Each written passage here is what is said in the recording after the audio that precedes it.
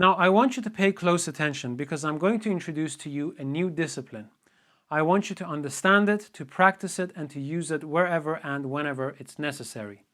That discipline is the simulation of gravity. What is it? Well, it's very simple. If we would hold this forepart up, gravity is going to pull it straight down along the length of the fabric.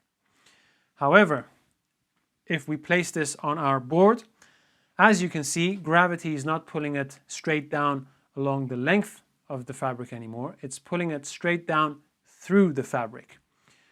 This is a problem. Why? Because it simply shows us that we can position and place our forepart on our board in ways that does not resemble a hanging forepart.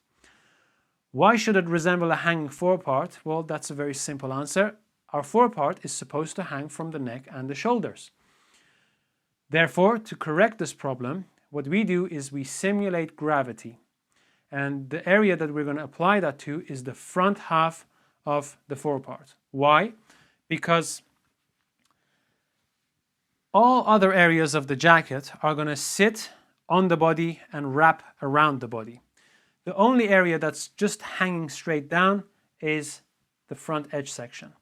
Now, by the time the lapel folds over and the chest is filled out, the front half of our garment is just going to hang in one straight line down from the body.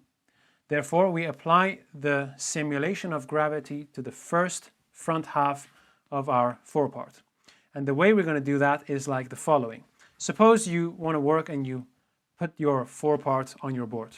You don't want to be working too slow and messing things around, and try to guess. What you do is you do what gravity would do. So suppose this is, laid down there. All you have to do is to take the center of the forepart and pull those two opposite ends away from each other until nothing else moves. That's it. You then run your hands over that part. You double check by pulling those two ends, and if still nothing moves, then you are good to go. Another way that you can double check this is like the following. When you apply the simulation of gravity to the front half of your forepart, take those two opposite ends, put some tension on them, and lift the fabric up. Now, you then are going to look at your front edge and let your hand go, like so. If very little to nothing happens to your front edge, it means that the front edge was laying exactly as it would be when hanging. So, I am now going to do that and press the creases and the wrinkles out of this fabric and mark the lines that we're going to need for basting our fabric to our canvas. Just like the canvas, what I'm going to do is I'm going to move certain shapes out of the way so that I can press the areas around it. And what I'm going to be careful for is to look at the grain around the dart and to see whether that is running straight. If it's bulging out, it means that the shape in the middle has been pushed out and that we run the risk of losing our shape. Having said that, I'm going to move on to the wrong side of the fabric and simulate gravity, straighten this out, position very gently the rest of the forepart, like so, without moving the front half of the forepart, like so, and just have a look at the grain to see whether they are going into straight lines. You may notice that the grain underneath your dart is bulging out slightly. Unfortunately, there is no way to correct this unless you don't use a dart or use a very, very, very small dart. But this does not present a problem to us. So, let's get on it. Again, we move in the direction of the weft of the fabric and make small, short movements along the length so that we don't stretch out the fabric. Canvassing is limited to, in our case, is limited to the forepart only. unless you have a canvas that extends into the side body, then you also have to make sure that the side body is, first of all, sewn to the forepart, but at the same time also smooth out. Because we are only canvassing the forepart and we have nothing to do with the side body, I'm not really going to worry about the side body at the moment. All I'm going to do is to make sure that these wrinkles and these creases are out of the way. So I have a little bit of a surplus here because of the dart. And what I'm going to do is I'm just going to bring this up into the chest here, flatten this so that it doesn't flatten under the iron while being there. And I can then smooth this out. I can ever so gently go over that chest area and then go from the other direction and smooth that all out, and that will be it. Now I will double check by pulling both ends.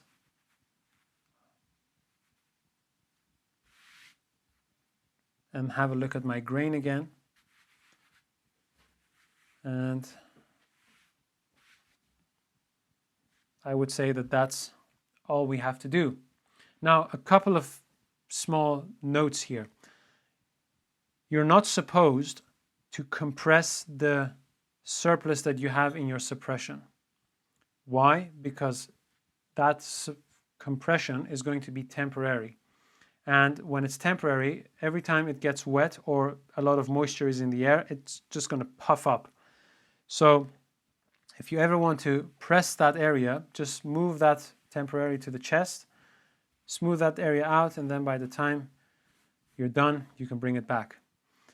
Another thing that I should also mention is that sometimes you will do all of this and then you try to mark your break line and you notice that your break line has a very tiny amount of distortion and it's kind of like rounding out, it's bulging out. What you have to do is to make sure you simulate gravity first, clear that, and then double check. If after that there is still a minimum amount of distortion, I mean at this moment we don't have it, but if there is a minimum amount of distortion, I would say don't try to correct it. Anything that goes beyond an eighth, correct that, and then have a look again by simulating gravity. But if it's very little, leave it, because that's exactly how it's going to hang. Even if you bring it back, by the time you're going to pull those two apart, those two ends, it's going to go back into that position where it is. That is caused because we have the dart there, and the dart, although it does a lot of nice things, it also has some distortions in those areas that you may not be able to correct if you force it too much. If it's anything around 1/8, 3 millimeters, leave it there. It's not going to affect your canvassing in a bad way. So let's mark the lines. Simulate gravity, straighten the front half, position everything nicely, gently.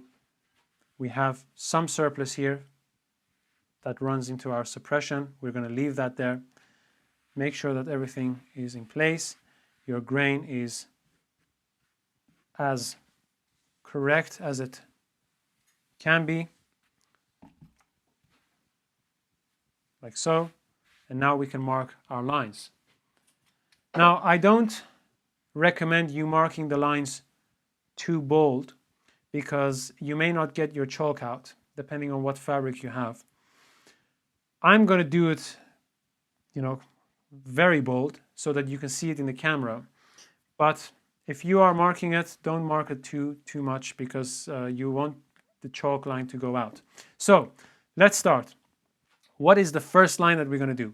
Well, since we are pulling those two ends down the center and we want that to stay as it is, especially when we baste it to the canvas, because we're going to do the same thing to the canvas, we're going to run our first line all the way from the very top to the very bottom.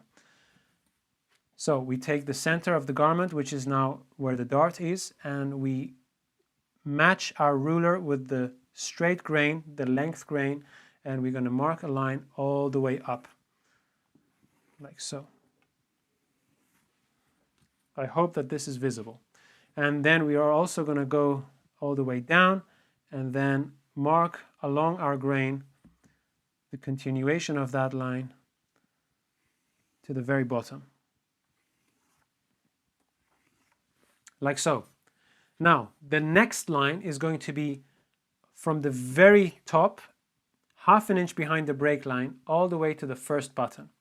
Why is it half an inch behind the break line and not on the break line? Well, the question is legit and the answer is simple. Because we are going to trim the horsehair back behind the break line, we have to be able to get there. And if we based on the break line, we won't be able to lift them up and trim the horsehair back because that basting is not going to allow us to do so. Now, if your question is, what if you have already trimmed your horsehair back? Then you can, based on the break line. However, I prefer to trim the horsehair back behind the break line after I've been canvassing the jacket so that I know everything is in place before I trim anything back. Sometimes you trim it back, then you canvas, and you'll notice that it's not exactly half an inch, 3/8 or a quarter behind the break line, and it's slightly off. Well, that's not really nice and accurate. So that's the reason why I'm doing it half an inch behind the break line. And I suggest you do the same. So that's that. Then this line is going to continue half an inch behind the front edge mark stitching all the way down and up to there. Now we have put a pleat here, and therefore the bottom of the forepart is not matching the bottom of the side body. By the time we finish this jacket, this is going to match, but because there's not going to be a pleat there. But because I want to run this line along the bottom, I'm just going to continue the side body bottom into the forepart, and then I know where this line has to be for our basting. So half an inch behind the forepart, like so, and then we can continue this by hand, go around that curve, and again, I hope that this is visible. It should be, and that's it. Like so, okay? Now, the next line is going to be the area that separates the shoulder and the armhole and then runs into the side. So, what we have to do is to start a line. We're going to have to leave this area free because we are going to machine, eventually we're going to machine the shoulder seam. So we can't really baste on top of here. We also have to shape it before we actually baste it together. So this area definitely has to be free. Now what we do is simple. We measure about 1 finger length, which is about 3 inches down, and mark this point. Then we measure about 2 inches, which is kind of like up to the second line of my finger, around the armhole, the raw edge of the armhole and the front side. We connect this line to the line here, like so. And that is our 1/2 of our line, and then we continue next to the seam of the underarm seam and curve that into the waist, and then run it straight down parallel to the center line, which is here, like so. Now, the reason why I didn't go from this point into that line was that if I would do that, I would have a very weak stitch here. And this is, going to lift up all the time, and there's going to be strain there. So by going into a square shape first, we give that area more strength so that it doesn't take up all the pressures on one point. And those are our 3 lines of basting for the canvassing process. Like I said, this is a simplified version of canvassing. The other version, which we're going to use, will have 1 more additional line here because we are going to actually put extra width in the fabric so that helps the front edge to curl round. And we are also going to put 1 more line, 1/2 inch over the break line to put a severe shortness in this area so that holds the lapel permanently down against the chest. For the fitting, those 2 lines are not necessary because they won't affect fit. And that's it. That's the forepart, prepared and ready to be put on the canvas.